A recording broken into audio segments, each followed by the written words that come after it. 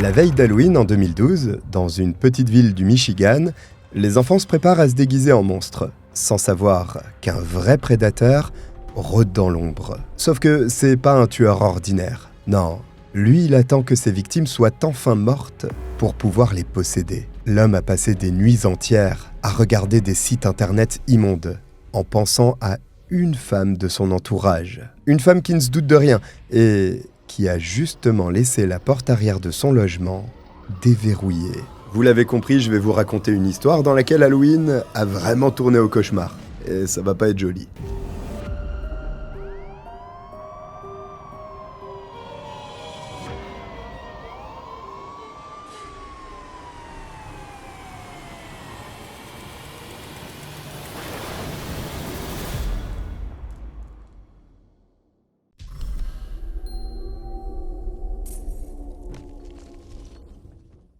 Bonjour à tous, je suis le Cogiteur, bienvenue pour cette nouvelle enquête criminelle où vous allez voir que ça a merdé à tous les niveaux. On va voir ça tout de suite, mais si jamais vous avez oublié de le faire, vous pouvez vous abonner, liker la vidéo, etc. Ça m'aide vraiment beaucoup et je vous remercie. Mount Pleasant, ville universitaire du Michigan, jouit d'une réputation paisible au cœur d'une région agricole prospère. En automne 2012, cette communauté offre un cadre de vie idéal à ses quelques 26 000 habitants, dont beaucoup de familles de la classe moyenne. Les crimes violents y sont si rares qu'ils font directement la une du journal local. Et beaucoup se connaissent suffisamment pour se serrer les coudes en cas de difficulté. Ça doit faire bizarre aux Suisses que je viens de dire vu comme ils se poucavent entre voisins. Ceci dit, au moins ils partagent pas leur ville avec des rats de 50 cm.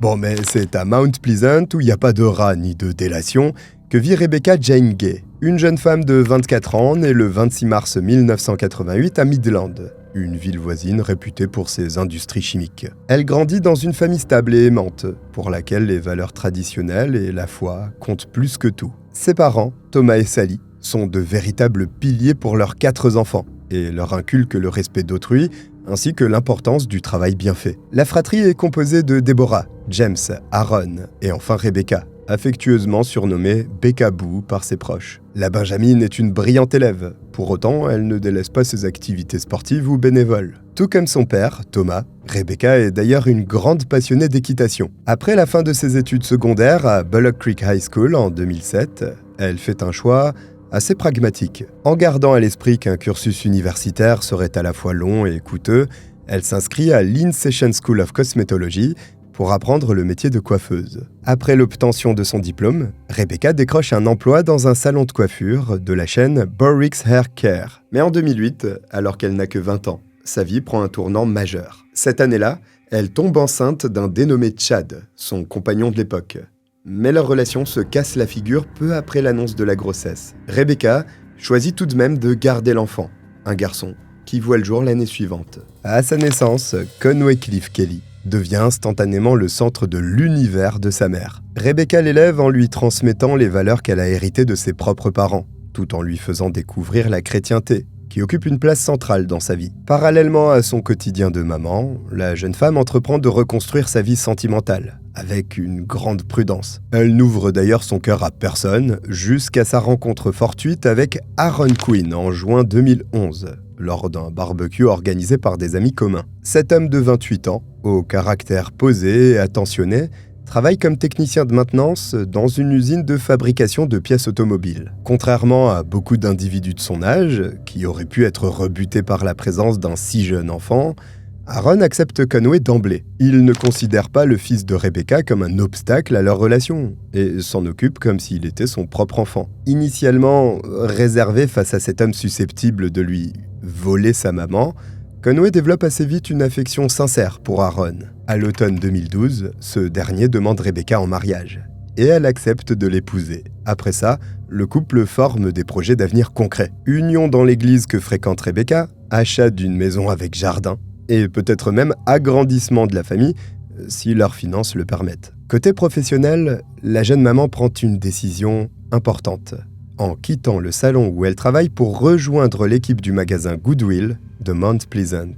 Et ça paie, parce qu'au sein de cette seconde société, ses qualités humaines, comme son sens aigu des responsabilités, lui valent une promotion rapide au poste de manager et une augmentation. Ces perspectives réjouissent tous les proches de Rebecca, qui la voient enfin pleinement épanouie. Bon bah finalement, l'argent fait le bonheur. Elle habite avec Conway dans un mobil-home situé dans le parc résidentiel Bromfield Valley Mobile Home Park sur Coldwater Road. Ce parc résidentiel se trouve dans le township rural de Bromfield, à l'ouest de Mount Pleasant. Un endroit qui n'a rien à voir avec les clichés régulièrement véhiculés sur ce type d'habitat. Ce parc de mobil-home est un environnement familial bien organisé, où règne la propreté et le respect mutuel. Quand octobre 2012 arrive, accompagné de ses magnifiques couleurs automnales, Rebecca ressent une excitation particulière. Halloween, c'est sa fête favorite depuis sa plus tendre enfance. Et elle voit à présent son fils de 3 ans l'attendre avec la même impatience qu'elle. Cette année-là, le 31 octobre tombe un mercredi. Une journée que Conway passe habituellement chez son père. Selon l'arrangement de garde partagé dont ses parents ont convenu ensemble, il y a déjà un moment. Chad a beau ne plus être en couple avec Rebecca, il souhaite garder une place dans la vie de leur enfant. Compte tenu de l'importance de la fête à venir pour Conway, les choses vont être différentes. Juste pour cette fois. Il ira bel et bien chez son père dans la matinée, mais Rebecca le récupérera plus tôt que d'habitude, à 16h30. À temps pour célébrer Halloween. Se déguiser en tueur en série ou en cadavre et aller rigoler dans la rue. Non mais comment on peut fêter un truc comme ça? Le programme de la soirée du 31 octobre est même déjà établi. Aaron doit rejoindre Rebecca et Conway vers 17h.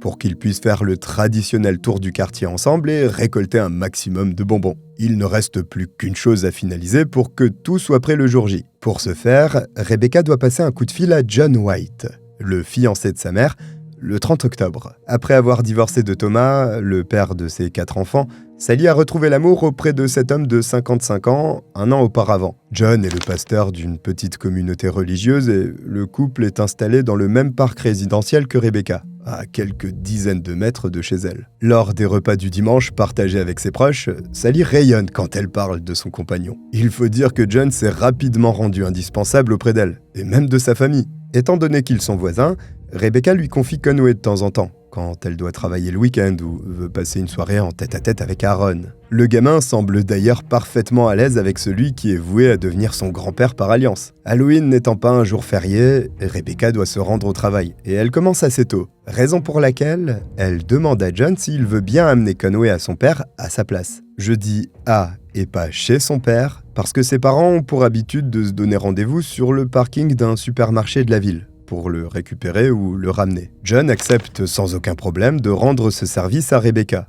Donc le 30 octobre au soir, tout est organisé pour que Conway passe une soirée d'Halloween mémorable. Seulement, le jour suivant, alors que tout le monde espère s'amuser, c'est au contraire le début de l'une des pires affaires criminelles de la région qui s'enclenche.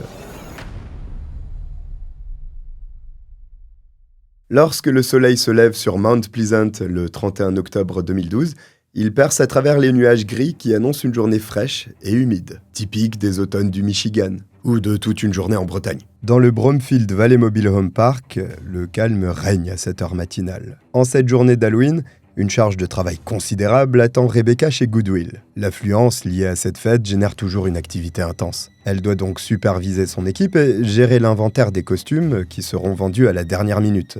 Mais ce matin-là, il est évident que quelque chose cloche. Parce qu'à 9h, la jeune manager n'est toujours pas arrivée sur son lieu de travail. L'équipe de la boutique Goodwill est censée faire l'ouverture en sa présence. Mais elle ne donne aucune nouvelle. Une absence inhabituelle de la part de Rebecca, réputée pour sa ponctualité exemplaire et son professionnalisme en toutes circonstances. Si elle avait du retard ou même un empêchement de dernière minute, elle aurait forcément prévenu quelqu'un. Ses collègues tentent de la joindre sur son téléphone portable, mais leurs appels restent sans réponse, ce qui renforce leur inquiétude. À 10h30, l'un d'eux prend donc l'initiative d'aller chez Rebecca pour vérifier que tout va bien et s'assurer qu'elle n'est pas malade ou n'a pas eu un accident domestique. Une demi-heure après, il arrive au parc de Mobil-Home et parvient à trouver celui de la jeune femme grâce aux décorations d'Halloween qu'elle a installées. Le collègue de Rebecca frappe énergiquement à sa porte d'entrée, en l'appelant à plusieurs reprises, mais il n'obtient pas la moindre réponse. La porte est verrouillée. Il fait alors le tour complet du mobil-home en essayant de regarder à l'intérieur par les fenêtres, mais les autocollants qui ont été apposés l'empêchent de voir correctement. Bon, de toute façon, il est évident que Rebecca n'est pas chez elle. D'ailleurs, sa voiture n'est pas là. Mais si elle n'est pas non plus chez Goodwill, où se trouve-t-elle? Et pourquoi son téléphone sonne-t-il dans le vide? Son collègue rapporte ce qu'il a constaté aux autres membres de l'équipe et, par chance, l'un d'eux a le numéro d'Aaron, et peut le contacter pour lui demander s'il sait où est Rebecca. Il répond que non. La dernière fois qu'il a parlé à sa fiancée date de la veille, tard dans la soirée. Quand ils se sont appelés, Rebecca s'apprêtait à aller se coucher. Elle n'a rien dit d'anormal, elle allait même très bien. Le mystère s'épaissit, d'autant plus que Sally ne sait pas non plus où peut bien se trouver sa fille. Aaron comprend vite que quelque chose ne va pas et fait route vers le parc de Mobilhome où il est rejoint par d'autres collègues de Rebecca. C'est en passant devant The Barn Door, un bar qui se trouve juste à côté de chez elle, que l'un d'eux remarque que sa voiture y est garée. Son emplacement a de quoi intriguer. En effet, Rebecca mène une vie rangée, centrée sur le travail, la famille et la religion. Elle n'est pas connue pour fréquenter les bars ou autres établissements qui restent ouverts tard le soir. Le fait que son véhicule soit garé là, en marche arrière jusqu'à ce que les branches touchent le coffre, soulève donc pas mal de questions. D'autant plus qu'à en croire les gérants du bar, ils n'ont pas vu Rebecca la veille. Sa voiture n'était pas stationnée à cet endroit quand ils ont fermé l'établissement à 20h. Il ne reste plus aux proches de Rebecca qu'à contacter le propriétaire du parc résidentiel pour qu'il ouvre la porte de son mobil-home avec son trousseau de secours. Celui-ci accepte, et à l'intérieur, plusieurs choses sautent aux yeux de ceux qui connaissent la jeune femme. D'abord, le sac à main préféré de Rebecca trône bien en évidence sur le comptoir de la cuisine. C'est un cadeau d'Aaron, auquel elle tient beaucoup et, en temps normal, elle l'emmène absolument partout. Il n'y a pas son téléphone dedans, ni ses clés, mais il contient encore son portefeuille, ses papiers d'identité et de l'argent liquide. Si Rebecca était sortie, elle aurait forcément pris son sac avec elle, ce qui entre en contradiction avec le fait que sa voiture ait été retrouvée en dehors du parc résidentiel. Conway n'est pas dans le mobil-home. Un appel passé à Chad suffit à obtenir la confirmation que John lui a bien amené son fils comme c'était prévu. Bon, en voyant tout ça, la famille de Rebecca décide d'appeler le 911 pour signaler sa disparition. Pour eux, la situation est alarmante. Mais étant donné que la personne qui fait l'objet de ce signalement est une femme adulte, les policiers émettent quelques réserves. Avant d'ouvrir une enquête, ils souhaitent attendre jusqu'à 16h30, heure à laquelle Rebecca doit récupérer Conway. Si cette maman très investie dans son rôle ne se montre pas à ce moment-là, il deviendra effectivement temps d'envisager qu'elle a eu un problème. Pour tous ses proches, les heures qui passent comptent double. Ils se sentent impuissants, placés face à une évidence que les autorités refusent de voir pour l'instant. Passé 16h30, Chad attend Rebecca sur le parking du supermarché avec Conway. Mais les minutes s'écoulent et elle ne vient pas. Elle ne donne même pas signe de vie. Les forces de l'ordre se mobilisent donc enfin, sous la direction du shérif du comté d'Isabella. Des enquêteurs se rendent chez Rebecca pour inspecter son mobil-home, pendant que d'autres jettent un œil à sa voiture. Dans le véhicule, on peut voir que le siège conducteur a été réglé pour une personne beaucoup plus grande que sa propriétaire. Dans le logement de Rebecca, les policiers remarquent qu'une partie de la moquette du salon semble avoir été nettoyée avec insistance, à l'aide d'un produit chimique. Il y a tout de même à cet endroit quelques taches résiduelles de couleur marron rougeâtre. L'un des murs de la pièce présente également une fissure de grande taille, autour de laquelle on peut voir de petites projections qui ressemblent clairement à du sang. 2 placards de la cuisine ont eux aussi été entachés. De manière plus importante encore, l'examen attentif de l'intérieur du mobil-home de Rebecca oriente assez vite les enquêteurs vers la piste d'un acte criminel. Il leur paraît évident qu'un crime violent a été commis ici très récemment. Disparition, taches brunes, nettoyage. Cette histoire semble aussi bien partie que le 2e mandat d'Emmanuel Macron. Et elle risque aussi de finir pareil d'ailleurs. C'est-à-dire mal, si jamais certains doutaient de ce que ça voulait dire. Rebecca a-t-elle été enlevée ou pire encore ? Dans tous les cas, il est urgent de retrouver sa trace. Par conséquent, le shérif mobilise massivement les ressources du comté d'Isabella. Il commence à envoyer les membres de ses équipes questionner toutes les connaissances de Rebecca. Voisins, collègues, membres de sa famille et amis, tout le monde doit être interrogé. La journée d'Halloween, qui se voulait festive et joyeuse, est finalement devenue source de désarroi pour tous les proches de Rebecca. Tous suivent anxieusement l'évolution des investigations, oscillant entre espoir fou et terreur croissante. En d'autres termes, toutes les personnes qui aiment Rebecca semblent profondément affectées par sa disparition. Mais comme dit l'adage, les apparences sont parfois trompeuses. Le 31 octobre au soir, Rebecca n'a toujours pas refait surface ou rappelé quiconque. Conway attend désespérément sa maman pour aller chercher des bonbons. sans se rendre compte qu'elle ne viendra pas. Le quartier général improvisé bouillonne d'une activité intense, avec des dizaines d'enquêteurs et de bénévoles qui s'organisent pour tenter de découvrir ce qui s'est passé. Malheureusement, les heures passent sans qu'ils ne trouvent le moindre renseignement. On dirait la poste. Aaron se présente spontanément au poste de police, désireux de coopérer pleinement pour les aider à retrouver sa moitié. Les enquêteurs l'écoutent détailler son emploi du temps à la recherche d'éventuelles contradictions. Sauf que, ils s'aperçoivent rapidement qu'Aaron n'est pas leur homme. Ses collègues confirment sa présence constante à l'usine les 30 et 31 octobre. Et les enregistrements des caméras de surveillance des lieux corroborent leurs déclarations. Aaron est donc vite écarté de la liste des potentiels suspects, ainsi que Chad, le père de Conway. Ce dernier entretient des rapports courtois avec Rebecca depuis leur séparation. Et le système de garde partagé qu'ils ont mis en place fonctionne sans générer de conflit. Reste à questionner John. Il est apparemment le dernier à avoir vu Rebecca vivante, ce qui fait automatiquement de lui une personne d'intérêt dans l'enquête. Par conséquent, il est convoqué au poste de police dans la soirée du 31 octobre. Là-bas, John se montre à la fois chagriné et désireux de se rendre utile pour faire avancer les recherches. Pour commencer, les enquêteurs l'invitent à leur dire ce qui s'est précisément passé quand il a vu Rebecca dans la matinée. Il explique que vers 6h30, il s'est rendu chez elle comme convenu pour récupérer Conway et le déposer à Chad sur le parking du supermarché. La jeune femme était sous la douche quand John est arrivé. Donc il ne l'a pas vu physiquement, seulement entendu. Depuis la salle de bain, Rebecca lui a demandé de s'installer confortablement dans le salon en attendant que son fils se réveille. Sauf que le pasteur lui-même était épuisé par une nuit écourtée, et il s'est assoupi sur le canapé sans le vouloir. Quand John s'est réveillé, Rebecca n'était nulle part dans le mobil-home.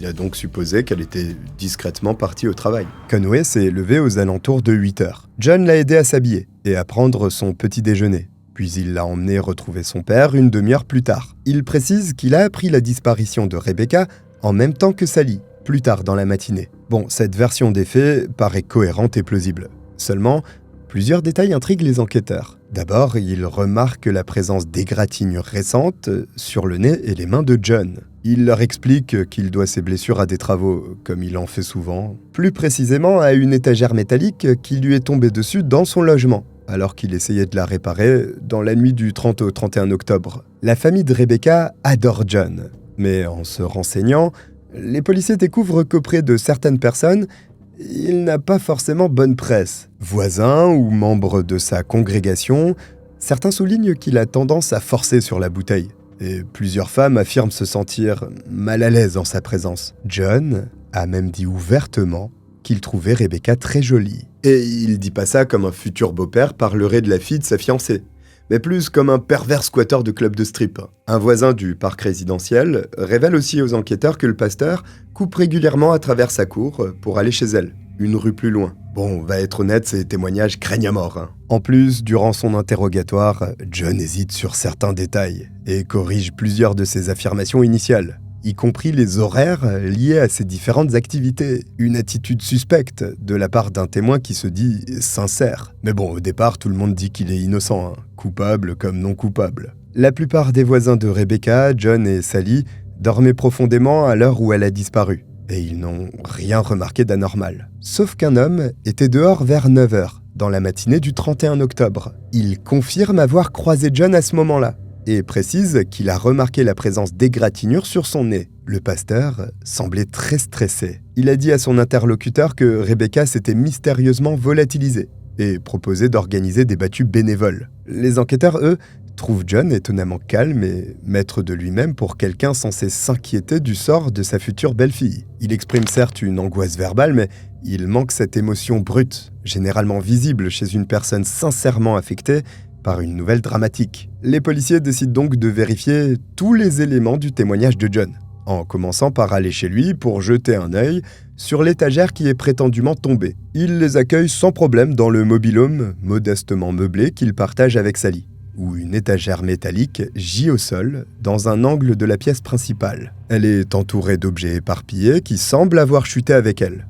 Mais le tableau semble assez étrange. L'étagère n'est pas assez lourde, ni assez haute pour pouvoir provoquer des blessures comme celle que présente John. La disposition des objets qui en sont tombés a elle aussi une allure légèrement artificielle, comme si on les avait disposés ainsi volontairement. Sur le moment, les enquêteurs gardent leurs doutes pour eux. Ils savent qu'il leur faut d'abord rassembler davantage d'éléments matériels avant d'accuser formellement un homme qui a le statut et la respectabilité de John. Une accusation infondée pourrait entacher durablement sa réputation, mais aussi lui faire perdre son boulot de pasteur. Je sais pas pourquoi, mais je suis sûr qu'ils font pas ça tout le temps. Bon, par chance, si on peut dire ça comme ça, les choses se débloquent rapidement. Les enquêteurs demandent à John de se soumettre à un test polygraphique pour prouver sa bonne foi. Le pasteur accepte, mais il le fait à contre-cœur. En effet, Sally lui a demandé publiquement de passer le test afin que tous les doutes sur son innocence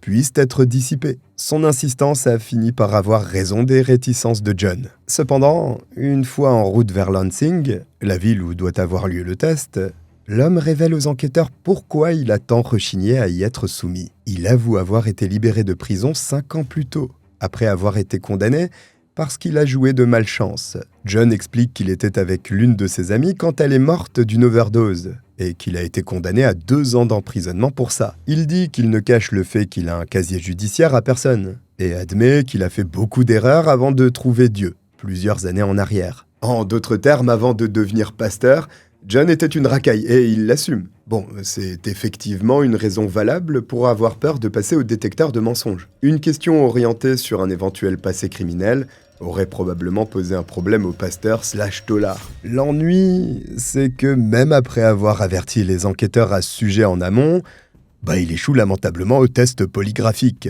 Les policiers commencent à avoir l'impression que John ne leur a pas tout dit. Ils consultent donc son casier judiciaire et ce qu'ils y lisent leur fait froid dans le dos. John est loin d'avoir été simplement malchanceux.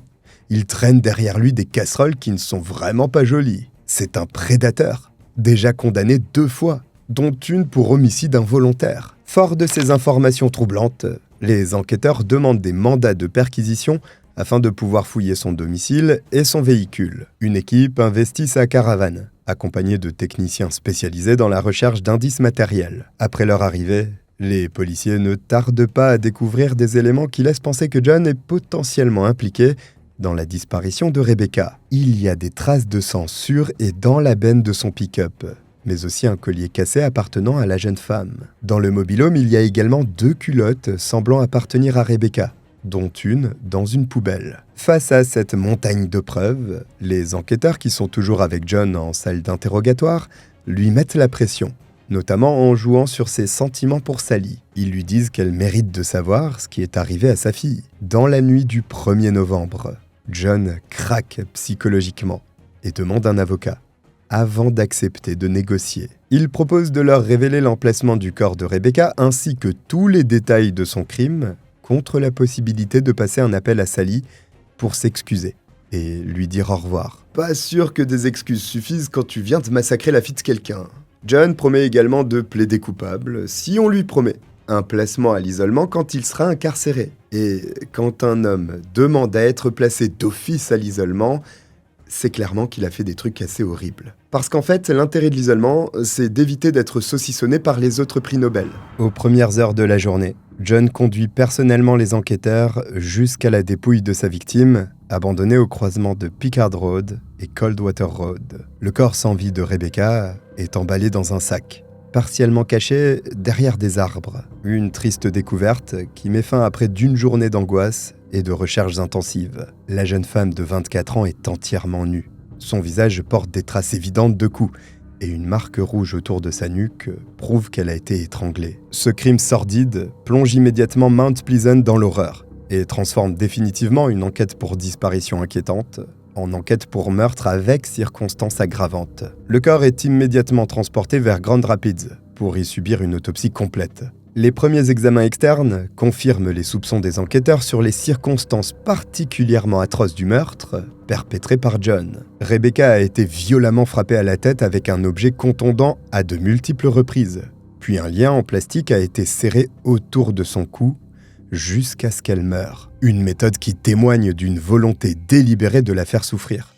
Mais le plus révoltant reste la découverte d'abrasions dans ses parties intimes. Elle constitue la preuve que des agressions sexuelles ont été commises sur son corps très peu de temps avant sa mort ou après. Oui, j'ai bien dit après. Cette ignoble révélation démontrent qu'en plus d'être un meurtrier, John est capable de s'adonner à la nécrophilie. L'examen de son ordinateur met d'ailleurs au jour un historique de navigation pour le moins révélateur de sa perversion. Le pasteur a récemment consulté des sites pour adultes spécialisés dans la nécrophilie. Et en sachant qu'il y a assez peu de criminels de la sorte, le lien aurait été assez facile à faire, même sans aveu de sa part. Le 1er novembre 2012, John est officiellement arrêté et inculpé de meurtre avec préméditation. L'annonce de cette arrestation provoque un choc considérable à Mount Pleasant, où personne n'imaginait qu'un crime aussi atroce puisse être commis par un pasteur. Et si choqués que les habitants soient déjà, ils sont pourtant encore bien loin de tout savoir. L'arrestation de John plonge la ville dans une incrédulité complète. Cet homme, en apparence gentil, pilier respecté de sa petite communauté religieuse, a en réalité trompé tout le monde pendant des années. La congrégation de Christ Community Fellowship vit un véritable traumatisme collectif en apprenant que leur pasteur bien-aimé est le meurtrier de Rebecca. Les 14 membres de la congrégation ont prié avec ferveur pour qu'elle soit retrouvée, ignorant que l'homme qui dirigeait leur prière l'avait tué peu avant. Membres comme dirigeants savaient parfaitement que John avait un passé criminel quand il a été embauché en 2009. Mais pour que ça passe, il leur avait raconté ce qu'il avait dit aux enquêteurs, c'est-à-dire un bobard qui le fait presque passer pour la victime de l'histoire. Donna Houston, qui a contribué à son recrutement, a pensé qu'il était sincèrement repentant. Pour elle, il était comme tant d'autres personnes qui trouvent la foi et changent radicalement de vie. Donna justifie les actes sordides de John en disant qu'il accomplissait de nombreuses bonnes actions dans la communauté et que Satan ne supportait plus de le voir faire le bien. Il aurait donc fini par s'emparer de lui. Ça, ou sa passion folle pour les cadavres, ça marche aussi. Va peut-être falloir revoir les techniques de recrutement d'ailleurs. La congrégation a donc été bernée, permettant à un homme déjà condamné pour des faits très graves de devenir une figure spirituelle. Et même après la mort de Rebecca, la congrégation continue de rejeter la responsabilité sur des forces extérieures, plutôt que de reconnaître qu'ils ont fait une erreur de jugement. Sally, quant à elle, traverse l'une des pires épreuves qu'un être humain puisse endurer. Elle vient d'apprendre que sa fille a été victime d'un meurtre extrêmement violent, commis par l'homme qu'elle aimait. Un homme qui a souillé le corps de son enfant après sa mort. Cette double trahison sentimentale et criminelle détruit psychologiquement Sally. Elle se sent coupable de s'être mise en couple avec John et de lui avoir permis d'approcher Rebecca. Elle se dit que si elle ne l'avait pas fait, sa fille serait peut-être encore en vie. Une culpabilité on ne peut plus injustifier parce que John a un don manifeste pour manipuler son monde. Pour comprendre comment ce meurtrier multirécidiviste a pu cacher sa véritable nature pendant des années, il faut plonger dans son passé. John Douglas White voit le jour le 20 mai 1957 dans le Michigan. Il a 2 sœurs et son père, John White Sr., est le chef de la police et des pompiers, mais aussi le maire de la ville d'Augusta. Autant dire que ses 3 enfants ont plutôt intérêt à se tenir à carreau. John est un enfant normal, et si à l'adolescence il a tendance à être plus insolent, à mentir et à faire de mauvaises farces, il reste tout de même dans les clous, en tout cas aux yeux de ses parents. En réalité, il a déjà menacé sa jeune sœur de mort avec un air tout à fait sérieux et a tué le chien des voisins en lui tirant dessus. Un bon psychopathe en devenir. En même temps, je sais pas à quoi je m'attendais. À 18 ans, John s'engage dans la Navy et il y est populaire. Parce qu'il a toujours une anecdote passionnante à raconter. Il en dit même tellement qu'on ne sait d'ailleurs plus si elles sont vraies ou fausses.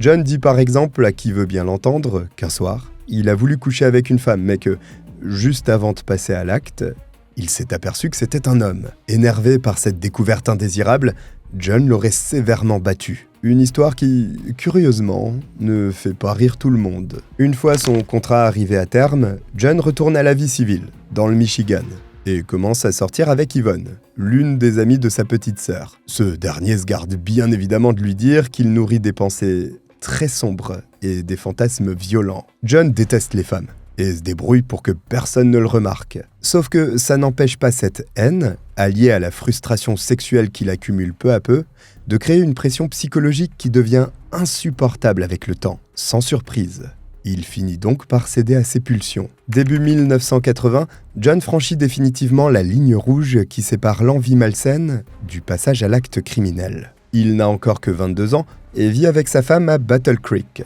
Teresa Etherton, une charmante lycéenne de 17 ans, habite avec ses parents dans la maison mitoyenne. Et pendant des mois, John l'épie par la fenêtre de sa cuisine. Il prend note des habitudes quotidiennes de l'adolescente jusqu'à savoir à quel moment elle est seule chez elle, tout en pensant aux multiples sévices qu'il aimerait lui infliger. Le 19 mars 1980 dans l'après-midi, John décide d'agir et tend un piège particulièrement pervers à Teresa. Il frappe à la porte des Etherton et propose de lui montrer le circuit de voiture miniature qu'il vient de finir d'installer dans son sous-sol. Comme John l'avait anticipé, les parents de Teresa sont absents et à ses yeux, il n'est rien de plus qu'un sympathique voisin.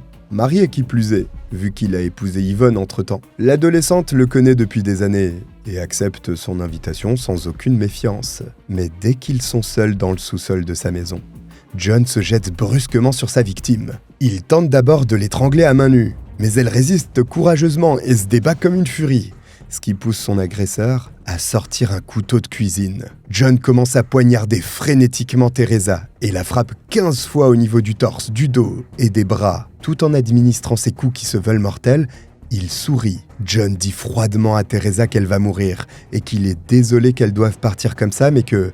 putain, elle n'est qu'une femme.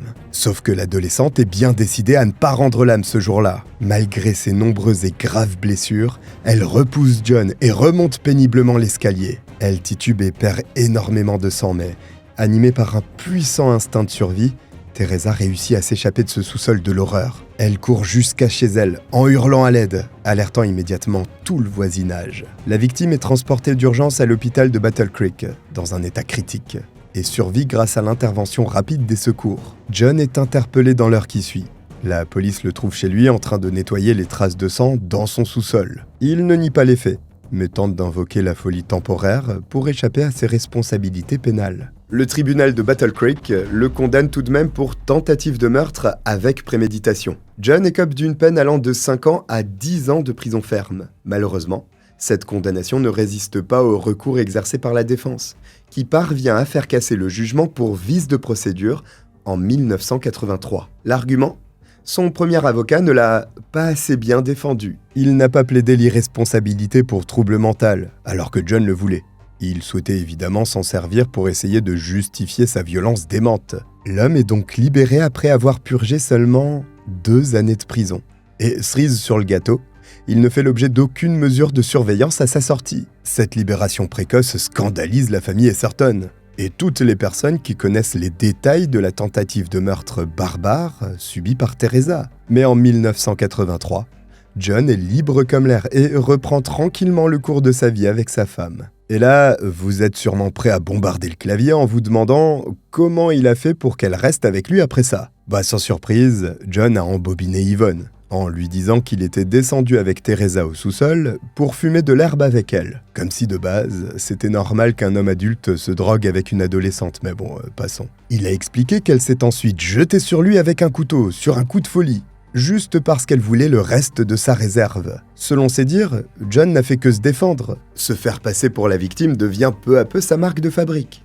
Et aussi absurde que ça puisse paraître, Yvonne le croit. Après tout ça, le couple déménage à Kalamazoo pour échapper à la mauvaise réputation qui colle à la peau de John. Là-bas, il trouve un poste de chauffeur poids lourd longue distance et profite de ses absences pour solliciter des prostituées qui peuvent assouvir ses fantasmes. Tout du moins en partie, vu qu'elles sont vivantes. De cette manière, John parvient à garder sa frustration sexuelle sous contrôle pendant un temps. En 1986, Yvonne lui donne un premier fils. Et 8 ans plus tard, en 1994, leur deuxième enfant vient au monde. Lassé de bouger sans arrêt depuis qu'il est père, John décide de trouver un emploi stable près de chez lui. Il décroche alors un poste d'employé de maintenance dans une usine textile, où il fait la connaissance de Vicky Sue Wall, une femme de 26 ans mariée et mère de famille. Elle traverse une période conjugale difficile, ce qui la rend vulnérable. John réalise bien vite que Vicky est la cible parfaite, et sa présence alimente ses instincts prédateurs. Il profite donc habilement de sa fragilité émotionnelle pour la séduire,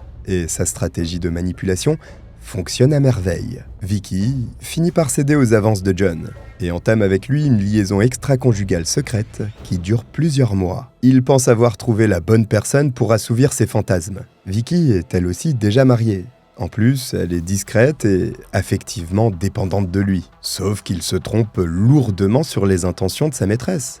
Parce qu'en réalité, elle ne conçoit pas cette relation interdite comme un arrangement permanent. En juillet 1994, Vicky annonce à John qu'elle souhaite rompre définitivement avec lui, pour donner une nouvelle chance à son mariage. Ce choix déclenche une colère meurtrière chez son ex-amant. John ne supporte pas d'être abandonné par celle dont il est finalement tombé amoureux et considéré jusque-là comme sa propriété personnelle. S'il ne peut plus l'avoir, personne ne l'aura. Point bonus, il va enfin pouvoir assouvir ses besoins nécrophiles. Le 11 juillet 1994, vers 3h du matin, il donne rendez-vous à Vicky sur le parking désert d'un supermarché Meijer de Comstock Township. Pour qu'elle se déplace, il lui fait croire qu'il accepte pleinement sa décision et souhaite juste lui faire ses adieux dans de bonnes conditions. Les caméras de surveillance de l'établissement les filment ensemble et on voit distinctement Vicky monter volontairement dans le pick-up noir de John. C'est la dernière fois qu'elle sera aperçue vivante. John l'emmène vers un endroit isolé, repéré à l'avance et la tue sauvagement dans des circonstances qui n'ont jamais été complètement élucidées. Après ça, il s'emploie à jouer la comédie. John se montre nerveux. Il semble désespéré par la disparition de Vicky et va même jusqu'à avouer à Yvonne qu'il l'a trompée avec elle. Puis il prétend que la nuit des faits, il s'est drogué avec elle dans sa voiture et qu'elle est morte ainsi. En sachant qu'il avait déjà un casier judiciaire, John a soi-disant paniqué. Il dit qu'il a eu peur que les autorités ne lui mettent d'office la mort de Vicky sur le dos. À plus forte raison parce qu'il avait aussi pris des substances. Et c'est tout. John affirme qu'après ça, c'est le trou noir. Il soutient qu'il ne se rappelle de rien, mais selon lui, il n'est pas impossible qu'il ait fait quelque chose à Vicky. John parle de sauter la vie pour éviter un second procès à ses proches. Mais évidemment, il ne passe pas à l'acte et se fait simplement admettre en hôpital psychiatrique. Après avoir tué Vicky, il a encore une fois le culot de tout ramener à son nombril. 6 semaines plus tard, un promeneur découvre un cadavre en état de décomposition avancée dans une zone boisée isolée. Il s'agit de Vicky, nue de la taille jusqu'aux pieds. Son soutien-gorge, ainsi que son t-shirt, sont remontés autour de son cou. L'état de son corps empêche le médecin légiste de déterminer la cause exacte de son décès. Mais tout indique qu'elle a subi une mort violente et des agressions commises post-mortem. John n'est pas inconnu des services de police et grâce aux images de vidéosurveillance du supermarché, il devient rapidement le suspect numéro 1 dans l'enquête qui suit. Encore une fois, il raconte un crack, une version bien différente de celle qu'il a donnée à sa femme. John admet qu'il a fait un tour en voiture avec Vicky, mais précise qu'il l'a ramenée sur le parking un peu plus tard et qu'il ignore ce qu'elle a fait ensuite. C'est difficile à croire quand on sait que les images de vidéosurveillance montrent qu'elle n'a jamais regagné sa voiture, retrouvée quelques jours après où elle l'avait laissée. En inspectant le véhicule de John, les enquêteurs découvrent des traces de sang dans l'habitacle, grâce à une projection de luminol. Malheureusement, les techniques d'analyse ADN de l'époque ne sont pas assez avancées pour qu'il soit possible d'établir formellement qu'il s'agit de celui de Vicky. En gros, les enquêteurs savent que John est responsable de sa mort, mais ils n'ont pas assez de preuves matérielles qui le lient au meurtre. Alors, faute d'être sûr de pouvoir obtenir une condamnation pour meurtre au premier degré ou préméditation en cas de procès,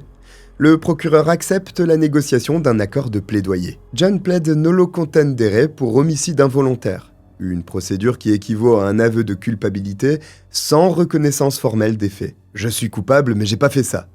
C'est pas évident, la justice, parfois. En 1995, il est condamné à une peine de 8 à 15 ans de prison ferme. En détention, John affiche un comportement exemplaire. Il suit assidûment tous les programmes de réinsertion, obtient des diplômes par correspondance et participe activement aux activités culturelles. Sauf que, lors d'un entretien avec un psychologue de la prison, John avoue fantasmer sur le fait de tuer des femmes pour avoir des rapports sexuels avec leurs cadavres. Malgré tout, sa transformation de surface impressionne favorablement tous les intervenants du milieu carcéral, qui voient la preuve d'une rédemption authentique. Au fil du temps, cette apparente réhabilitation contribue à l'obtention de remises de peine, et même d'une libération conditionnelle anticipée. En février 2007, après 12 années d'incarcération, John est relâché.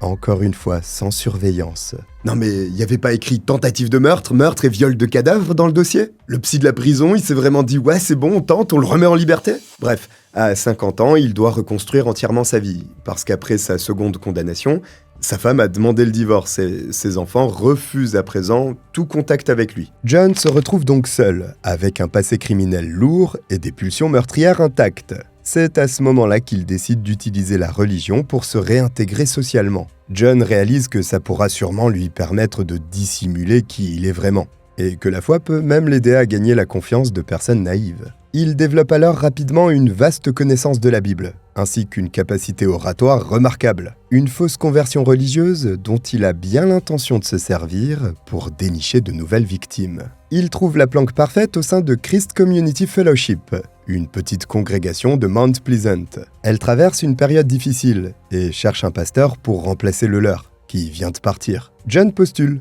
pour obtenir le poste en mettant en avant sa formation théologique. Sa connaissance impressionnante de la Bible, sa prestance naturelle et son charisme séduisent immédiatement les 14 membres de la congrégation. Alors, afin de passer pour un homme repenti qui assume ses erreurs, John dit à tout le monde qu'il a un passé criminel, en enjolivant fortement les choses. Ainsi, il réussit à faire gober aux dirigeants de la communauté religieuse qu'il a radicalement changé après avoir trouvé Dieu. Résultat, il décide de l'embaucher. En 2009, John devient officiellement le pasteur de la congrégation. Après ça, il prêche 2 fois par semaine pour ses fidèles, et ses sermons tournent souvent autour du pardon, de la rédemption et de l'amour inconditionnel du Seigneur. John a probablement rencontré Sally lors d'un office religieux dominical. À ce moment-là, elle est célibataire depuis plusieurs années et veut refaire sa vie. Sally est vite séduite par ce pasteur attentionné et cultivé, qui semble avoir toutes les qualités qu'elle recherche. Le couple se fiance rapidement et elle présente fièrement son futur époux à tous les membres de sa famille, y compris Rebecca. Pendant des mois, John joue à la perfection son rôle de futur beau-père bienveillant. Il garde Conway, participe aux repas familiaux et gagne l'affection de tous. Mais au contact de la jeune et séduisante Rebecca, les pulsions de John reviennent en force. Elle l'attire énormément. Il commence donc à être consumé par ses fantasmes violents. Des pensées malsaines qui culminent quand il découvre les sites nécrophiles sur Internet, qui n'a pas forcément été la meilleure invention de l'homme pour le coup. Une révélation qui permet à John de comprendre enfin ce qui l'excite vraiment. Il réalise que s'il a tant envie de s'en prendre à Rebecca, c'est surtout pour pouvoir abuser de son corps après sa mort. Cette prise de conscience déclenche son passage à l'acte définitif. 2 semaines avant Halloween 2012, John arrête sa décision. Il va tuer Rebecca, et sa position privilégiée au sein de la famille gay l'aide évidemment à planifier son crime. Il connaît déjà tous les détails de la vie quotidienne de sa future victime. Il n'a donc plus qu'à choisir quand il va commettre le meurtre et la méthode qu'il va employer pour ce faire. C'est finalement Rebecca qui lui offre une occasion en or quand elle l'appelle le 30 octobre pour lui demander de venir chercher Conway le lendemain matin. Le jour d'Halloween, John met enfin ses projets à exécution et commet le crime le plus atroce d'une carrière déjà bien remplie. Un meurtre dont les détails vont se révéler bien pire que ce que tout le monde imaginait. Dans les heures qui suivent sa mise en garde à vue, John Wilde se retrouve face à un mur de preuves matérielles impossible à contourner. Complètement coincé, il fait des aveux et révèle que le soir du 30 octobre 2012, il a consommé 4 ou 5 bières en visionnant des vidéos dégueulasses sur Internet, je vous fais pas un dessin. Vers 2h du matin, le 31 octobre, galvanisé par l'alcool et ses fantasmes, John s'est dirigé vers le mobil-home de Rebecca. Il est entré discrètement dans le salon par la porte arrière laissée ouverte. Mais Rebecca l'a entendu. Elle a alors immédiatement sauté de son lit pour venir à sa rencontre. Elle était en vérité déjà assez mal à l'aise en la présence de John depuis déjà un moment, sans vraiment pouvoir expliquer pourquoi. Et son intuition était bonne. C'est là que John a sorti le maillet en caoutchouc qu'il avait apporté et a commencé à la frapper à la tête de manière répétée. Conway dormait dans la chambre voisine pendant cette agression mortelle. Après avoir assommé Rebecca avec son maillet, John a placé une attache en plastique autour de son cou et l'a serrée jusqu'à ce qu'elle rende son dernier souffle. Une fois sa victime morte, il l'a entièrement déshabillée et a procédé à des actes sexuels sur son cadavre. John a ensuite glissé le corps nu de Rebecca dans un sac plastique noir et l'a transporté dans la benne de son pick-up. Un sac qui s'est rompu, d'où les traces de sang présentes dans le véhicule. Une fois ceci fait, il a pris la direction d'une zone boisée située près du mobil-home, où il a déposé la dépouille de Rebecca, toujours emballée, en essayant de la cacher un minimum. Il s'est également débarrassé des vêtements de la victime, du maillet et des serviettes utilisées pour nettoyer la moquette du salon du mobil-home. Enfin, il a déplacé la voiture de Rebecca pour la garer sur le parking du bar d'à côté et a jeté son téléphone dans une benne à ordures. Il espérait probablement faire croire qu'elle avait eu des activités nocturnes incompatibles avec son mode de vie actuel. Mais le plus révoltant dans cette confession reste ce qui suit. Après avoir tué Rebecca et abusé de son corps, John s'est occupé de Conway comme si de rien n'était. Il a réveillé délicatement l'enfant de 3 ans et l'a aidé à s'habiller, avant de l'emmener retrouver son père, selon l'arrangement prévu. Quand il a appris la disparition de Rebecca, John a feint l'inquiétude. Il a proposé son aide pour organiser des recherches et a mis en place des chaînes de prière au sein de sa congrégation. Mais selon le shérif du comté d'Isabella, John n'a montré aucun remords sincère concernant sa victime quand il a fait ses aveux. Il était davantage préoccupé par l'impact qu'allait avoir le meurtre sur sa réputation et celle de son église que par les souffrances qu'il avait infligées à Rebecca et sa famille. John s'est également défilé quand on lui a demandé s'il avait eu des rapports sexuels avec le cadavre de la jeune femme. Il a prétendu ne pas s'en rappeler. Heureusement, les preuves médico-légales, elles, n'oublient rien et prouvent largement qu'il l'a bel et bien fait. John sent que cette fois, il ne va pas s'en tirer aussi facilement que les 2 premières. Une perspective qui l'effraie, incapable d'assumer ce qu'il est réellement. Après son inculpation, John découvre, ou plutôt redécouvre, la vie qui l'attend dans la prison de haute sécurité du comté d'Isabella. L'homme qui prêchait l'amour divin porte désormais l'uniforme orange des détenus. Dans l'univers impitoyable des prisons américaines, les prédateurs sexuels et autres tueurs de femmes et d'enfants occupent le bas de l'échelle sociale et subissent la loi du talion. Comprenez par là que le savon tombe souvent dans les douches. John savait qu'il n'aurait pas survécu longtemps dans ces conditions. Raison pour laquelle il avait demandé un placement préventif à l'isolement. Il passe ainsi les mois suivants, enfermé 23 heures sur 24, ne sortant qu'1 heure quotidienne pour la promenade sous surveillance. Une vraie vie de joueur de League of Legends l'attend pour un paquet d'années. L'avocat commis d'office de John est un pénaliste expérimenté. Il mesure donc rapidement l'ampleur du désastre judiciaire qui attend son client. Les preuves matérielles sont écrasantes, les témoignages unanimement accablants. Et son passé criminel rendrait toute stratégie de victimisation aussi ridicule que vaine. L'avocat fait tout de même examiner John par 3 psychiatres différents, en espérant obtenir des expertises favorables. Malheureusement, tous les rapports convergent vers le même diagnostic. John souffre de troubles de la personnalité sévères et présente des traits psychopathiques marqués. Mais il était conscient de ce qu'il faisait et n'a jamais manqué de discernement. L'avocat conseille alors sans attendre à son client de ne pas aller jusqu'au procès et de négocier un accord de plaidoyer avec le ministère public. En novembre 2012, les médias nationaux s'emparent massivement de cette affaire qui fascine l'opinion publique de par son aspect sordide. L'histoire du pasteur meurtrier et nécrophile devient rapidement un fait divers emblématique. Un homme déjà condamné pour avoir tenté de voler la vie d'une adolescente et avoir commis le meurtre d'une femme a été relâché, ce qui lui a permis de tuer Rebecca. Il n'y a même pas eu de suivi de ses activités par la suite. Comment est-ce seulement possible ? Cette question embarrasse profondément le système judiciaire du Michigan et relance le débat sur la gestion des criminels récidivistes.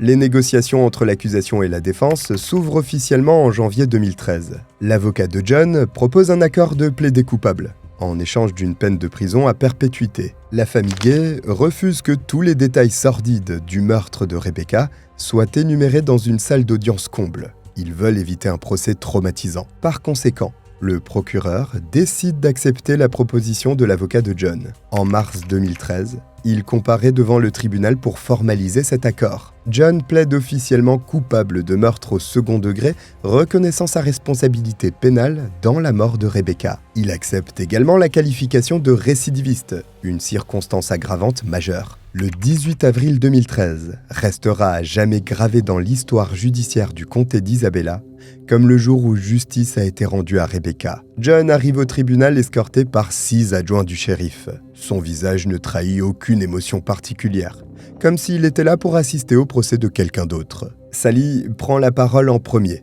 pour livrer un témoignage d'une intensité émotionnelle bouleversante qui fait pleurer la moitié de l'assistance. D'une voix brisée, elle dit que les proches de Rebecca ont prié pendant 20 heures pour qu'elle leur revienne. Sally demande au juge de ne montrer aucune pitié à son ex-fiancé et de le condamner à la peine maximale pour qu'il meure en prison. Deborah, la sœur aînée de Rebecca, souligne le fait que si le passé criminel de John avait été connu du grand public, elle serait probablement encore vivante à ce jour. Elle milite pour la création d'un registre des délinquants violents, similaire à celui des délinquants sexuels. Le procureur requiert lui aussi la peine maximale, affirmant que l'accusé représente un danger mortel pour les femmes et qu'il ne doit jamais retrouver la liberté. Faudra peut-être éviter la prochaine évaluation psy alors. L'avocat de la défense tente quant à lui de sauver ce qui peut l'être une dernière fois. Il évoque les troubles psychiatriques qui ont été diagnostiqués à son client, mais ses arguments sonnent terriblement creux face au nombre de preuves amassées contre lui. Quand le juge prend enfin la parole pour prononcer la sentence,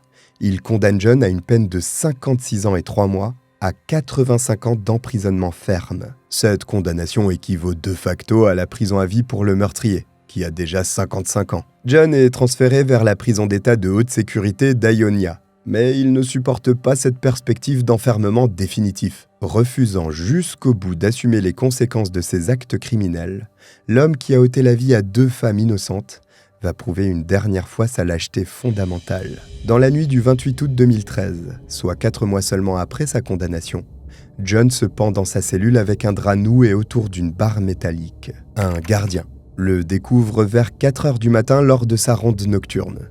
Il est déjà trop tard. John est officiellement déclaré mort à 4h38 et son décès clôt définitivement cette sombre affaire criminelle. Gabriel, l'un de ses fils, résume peut-être le mieux la personnalité de son père, quand il déclare que jusqu'à la fin, il était complètement fou. Cette famille, qu'il avait abandonnée après sa condamnation pour le meurtre de Vicky, ne pleure pas non plus sa disparition. Chad, initialement dépassé par l'obtention de la garde exclusive de Conway, bénéficie du soutien indéfectible de la famille de Rebecca et se révèle finalement à la hauteur. Après les faits, l'enfant est encore bien trop jeune pour pouvoir comprendre ce qui est arrivé à sa maman, mais il suit une thérapie qui l'aide à surmonter son absence. L'affaire Rebecca Gay rappelle l'importance de vérifier les antécédents des personnes qui gravitent autour de nous ou de nos familles, surtout quand des enfants sont concernés. Mais elle soulève aussi des questions dérangeantes sur la naïveté de certaines institutions religieuses qui, au nom du pardon, peuvent mettre en danger leur communauté. Son histoire démontre que certains individus ne peuvent être réhabilités, quels que soient les efforts déployés par la société ou leurs apparents repentirs. Le troisième drame qu'il a causé aurait pu être évité si les systèmes de contrôle judiciaire et les vérifications d'antécédents avaient été plus stricts. C'est ce qui rend la mort de Rebecca d'autant plus tragique. Voici pour cette terrible affaire criminelle, j'ai pas vraiment les mots pour la décrire. Si vous êtes arrivé jusqu'au bout, écrivez prison en commentaire. Merci d'être toujours présent sous les vidéos. Si vous avez oublié de vous abonner, n'hésitez pas à le faire et à liker la vidéo. Je vous remercie de m'avoir regardé, je vous dis à très vite. Bye.